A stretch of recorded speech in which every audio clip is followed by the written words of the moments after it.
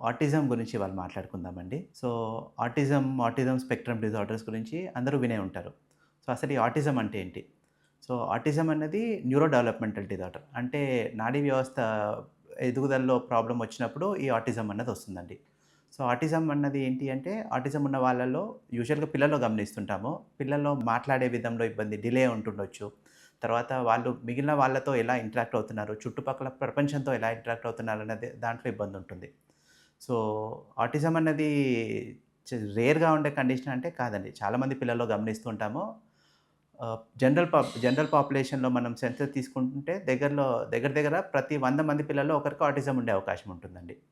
And autism అన్నది ఎందుకొస్తుంది అంటే యూజువల్‌గా ఓన్లీ అందరూ ఏం మాట్లాడతారు ఏదో పెంపకంలో ఏదో ఇబ్బందుంది లేకపోతే పేరెంట్స్‌తో ఎక్కువ ఇంటరాక్షన్ లేకపోవడం వల్ల వస్తుందా అన్నది జనరల్ మిస్‌కన్సెప్షన్ అండి.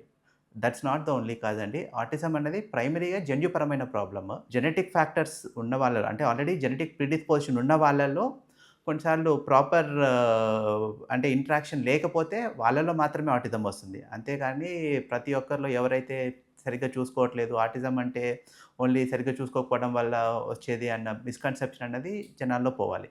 సో, దేర్ ఇస్ అంటే ఆల్రెడీ ఒక జెనెటిక్ బేసిస్ ఉంటుంది. సో, వాళ్ళలో ఈ మనం కొంచెం జాగ్రత్తగా ఇనీషియల్ డేస్‌లో మనం సరైన జాగ్రత్తలు తీసుకోకపోతే వచ్చే అవకాశం కాస్త ఎక్కువుంటుంది. సో, ఆటిజం ఉన్న వాళ్ళలో లక్షణాలు ఏం గమనిస్తాం మనం? ఒకటి ఆటిజం ఉన్న వాళ్ళలో స్పీచ్ డిలే ఉంటుంది. సో, యూజువల్‌గా మనం పిల్లలేంటి సంవత్సరంన్నర వచ్చేసరికి మాట్లాడడం చూస్తూ ఉంటామనమాట. అది నార్మల్ అందరిలో.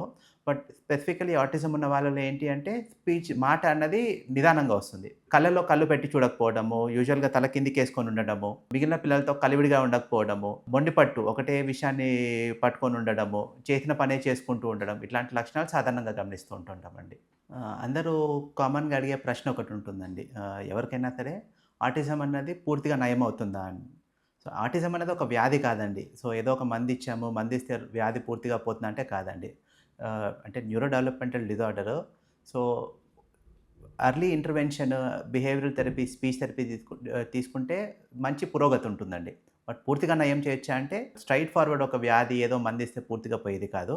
But with early identification, speech థెరపీలు, బిహేవియరల్ థెరపీలు, ఆక్యుపేషనల్ థెరపీ అవి తీసుకుంటుంటే మంచి పురోగతి ఉంటుంది. ఆల్మోస్ట్ నార్మల్ పిల్లలతో సమానంగా కంపీట్ చేయగలుగుతారు. సో, ఈ ఆటిజం ఉన్న వాళ్ళలో ఫస్ట్ మనం పేరెంట్స్‌గా గానీ, లేకపోతే స్కూల్‌లో టీచర్స్ కానీ, లేకపోతే చుట్టుపక్కల వాళ్ళకు అవేర్‌నెస్ అనేది చాలా ఇంపార్టెంట్ అండి. ఎందుకు అంటే ఎంత తొందరగా దీన్ని మనము గుర్తుపట్టగలిగితే అంత ఉపయోగం పిల్లలకు. సో, ఎర్లీ ఐడెంటిఫికేషన్‌తో ఉపయోగం ఏంటి అంటే తొందరగా ఎర్లీ ఇంటర్వెన్షన్. తొందరగా మనం దాన్ని కరెక్టివ్ మెజర్ తీసుకునే అవకాశం ఉంటుంది. సో, ఏమేం జేయొచ్చు? So, speech therapy. So, speech therapist trainers ఉంటారు. సో, పిల్లల్లో ఈ డిలేడ్ స్పీచ్ ఉన్నప్పుడు, ఈ స్పీచ్ థెరపీ తీసుకున్నప్పుడు మాట అనేది త్వరగా వస్తుంది. దాంతో పాటు ఈ బిహేవియరల్ థెరపీస్ అనేవి గూడా స్టార్ట్ చేసుకోవాల్సిందుంటుంది. యూజువల్‌గా నార్మల్ పిల్లలతో పోలిస్తే ఆటిజం స్పెక్ట్రమ్ డిజార్డర్స్‌లో ఉన్న పిల్లలకి మొండితనము, కొంచెం బిహేవియరల్ ఇష్యూస్ ఉండే అవకాశం ఉంటుంది. బిహేవియరల్ థెరపీ తీసుకుంటూ ఉంటే పిల్లలు అన్నది ఆ మొండితనం తగ్గి కుదురుగా కూర్చునే అవకాశం ఉంటుంది. క్లాస్‌లో అటెంటివ్‌గా ఉండే అవకాశం ఉంటుంది. దాంతో పాటు ఆక్యుపేషనల్ థెరపీస్, స్పెషల్ థెరపీస్ ఉంటాయి. అవి కూడా తీసుకుంటూ ఉంటే పిల్లలు ఆల్మోస్ట్ నార్మల్ పిల్లలతో సమానంగా కంపీట్ చేసే అవకాశం ఉంటుంది. సో, యూనిక్‌నెస్ ఏంటండి? ఈ ఆటిజం పిల్లల్లో యూనిక్ స్కిల్స్ ఏమన్నా ఉంటాయంటే యూజువల్‌గా మంచి మెమరీ అంటే ఈ తెలివితేటలన్నవి ఆహ్, నార్మల్ పిల్లలతో పోల్చితే పెద్ద తక్కువేమి ఉండవండి. ఇన్‌ఫాక్ట్ కొందరు ఆటిజం కిడ్స్ అండ్ వాళ్ళలో మెమరీ అనేది చాలా చురుగ్గా ఉంటుంది. చిన్న చిన్న డీటెయిల్స్‌ని కూడా వాళ్ళు బాగా ఐడెంటిఫై చేయగలుగుతుంటారు. సో, వాళ్ళని సెపరేట్‌గా లేకపోతే యూనిక్‌గా ట్రీట్ చేయాల్సిన అవసరం లేదు. వాళ్ళకి సమానమైన అవకాశం ఇవ్వడం ముఖ్యమండి. So, there are many people autism ఉండి చాలా ప్రొఫెషనల్‌గా మంచిగా సర్వైవ్ అయితున్న వాళ్ళు, ఎక్సెల్ అయితున్న వాళ్ళు గూడా ఉంటారు. సో, వాళ్ళనేదో మనం విడిగా చూడడము, లేకపోతే వాళ్ళని సెపరేట్ చేయాల్సిన అవసరం లేదు. ఇంక్లూడ్ చేసుకునే ప్రయత్నం చేయాలి. వాళ్ళని సెపరేట్‌గా కాకుండా యాస్ ఎ పార్ట్ రొటీన్‌గా ట్రీట్ చేయడమే ముఖ్యము. సమాజంగా మనము అర్థం చేసుకోవాల్సింది ఏంది అంటే, ఆటిజం అన్నది ఒక డిజబిలిటీ కాదండి. It's a unique ability. So, అదొక బలహీనత కాదు, ప్రత్యేకమైన సామర్థ్యం. సో, యాస్ ఎ జనరల్ పబ్లిక్‌గా లేకపోతే సమాజం పరంగా మన రెస్పాన్సిబిలిటీ ఏంటి అంటే, ప్రతి పిల్లవాడిని అర్థం చేసుకోవాలి అండ్ ఇంక్లూజివ్ ఎన్విరాన్మెంట్ క్రియేట్ చేయడం మన బాధ్యత అండి.